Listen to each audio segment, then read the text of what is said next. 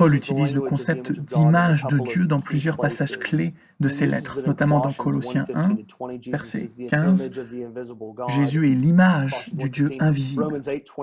Mais aussi en Romains 8, verset 29, nous sommes prédestinés à devenir conformes à l'image de son Fils, c'est-à-dire Jésus. Je peux aussi penser à 2 Corinthiens 3, 18. Nous sommes transformés à son image. Que signifie donc, dans la christologie et l'anthropologie paulinienne, cette idée de Jésus comme l'unique image de Dieu?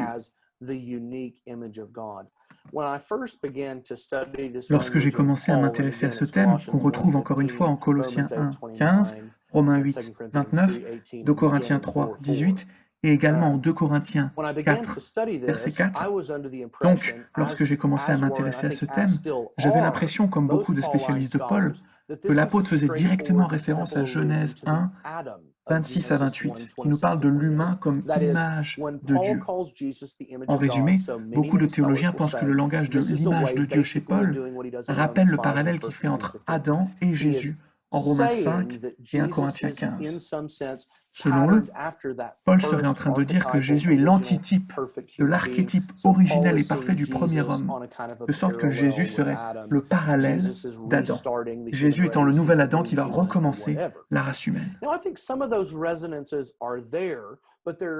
Bien que je pense que Paul reprend pour partie certaines des idées que je viens d'écrire, j'ai de bonnes raisons de penser que, comme je l'écris dans mon livre et comme je m'apprête à le développer maintenant, à strictement parler, la christologie de Paul n'est pas une christologie adamique.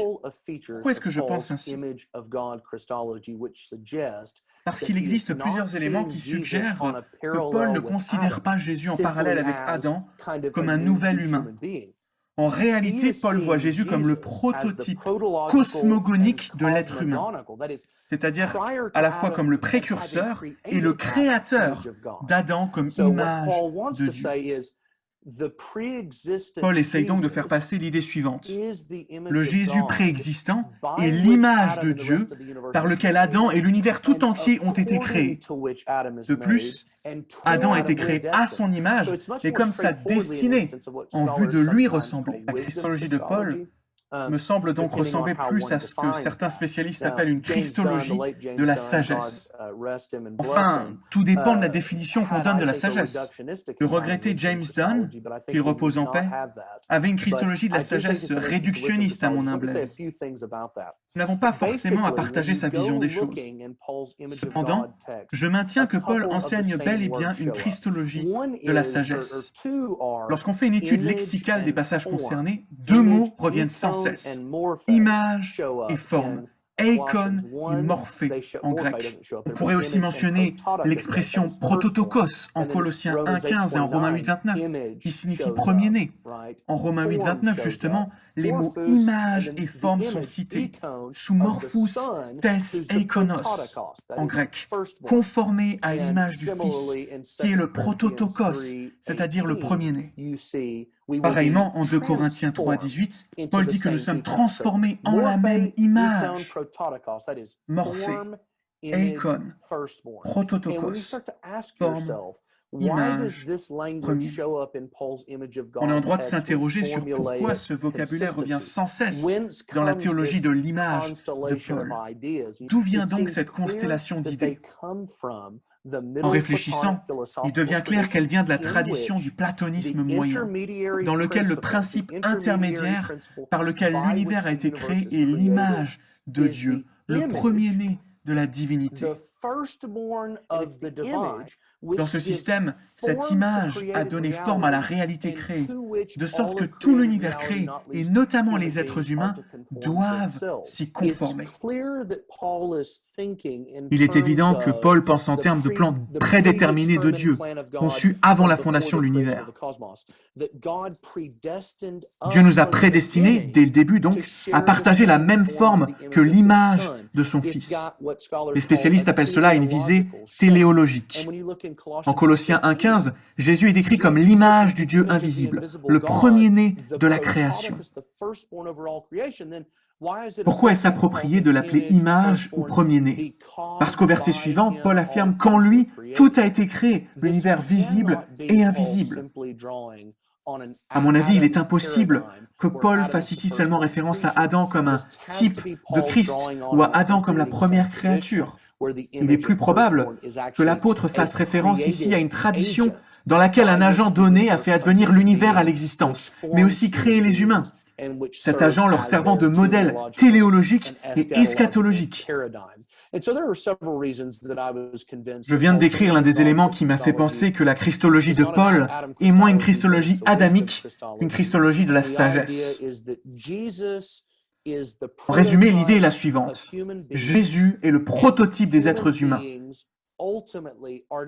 Ils sont donc appelés à se conformer au Jésus créateur, qui s'est incarné, a souffert, est mort, a été enseveli, est ressuscité des morts, a été glorifié et est monté sur le trône de Dieu.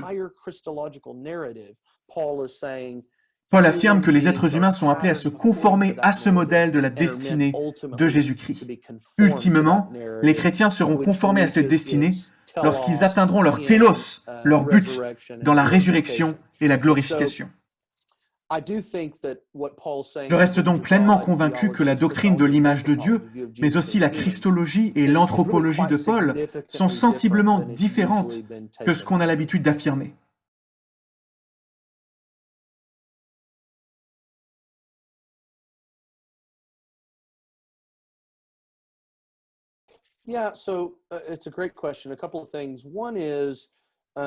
Merci pour cette très bonne question. Dans mon livre, je développe une thèse similaire à celle d'autres auteurs, notamment Richard Bauckham, qui a écrit un ouvrage qui s'appelle « Jésus et le Dieu d'Israël », non disponible en français. La plupart des spécialistes s'accordent à affirmer que dans la période du judaïsme du Second Temple, qui s'étend d'environ 500 avant notre ère jusqu'à l'époque de Jésus, la foi juive va durcir le monothéisme. Il n'existe donc qu'un seul Dieu, tout le reste des créatures célestes n'étant que des anges inférieurs. La différence entre le Seigneur et ses anges s'exprime non pas en degrés, mais bien en nature. Dans les textes juifs de cette époque, la différence de nature entre Dieu et ses anges est exprimée en termes d'activité cosmogonique de Dieu.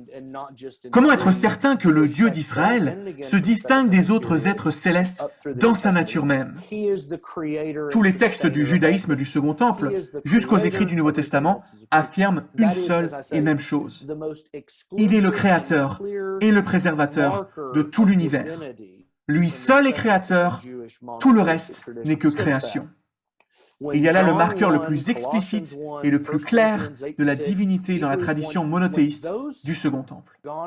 Ainsi, lorsqu'en Jean 1, Colossiens 1, Hébreux 1 ou encore Jean 8, les apôtres attribuent l'activité cosmogonique à Jésus, il ne pourrait être plus limpide. Ils sont en train d'affirmer massivement et sans aucune ambiguïté que Jésus est Dieu dans le cadre de compréhension du judaïsme du Second Temple monothéiste.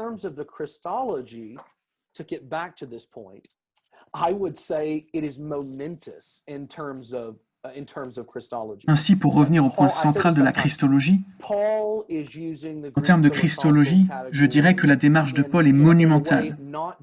Il m'arrive de dire que Paul utilise le vocabulaire de la philosophie grecque d'une manière qui n'est pas si différente de celle des docteurs de Nicée dans leur formulation de la confession de foi du même nom. En d'autres termes, Paul opère des distinctions conceptuelles au sein même de la doctrine juive du Dieu monothéiste.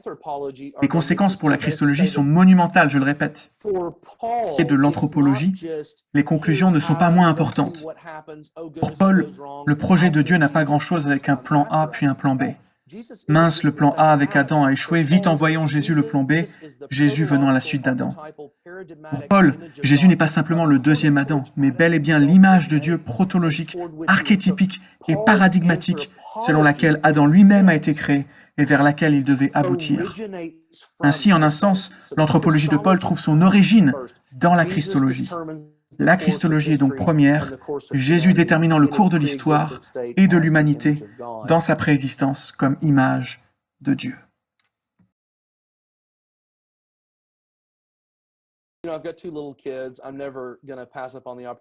Premièrement, vous savez, j'ai deux petits-enfants. N'hésitez pas à prier des prières de bénédiction à leur faveur.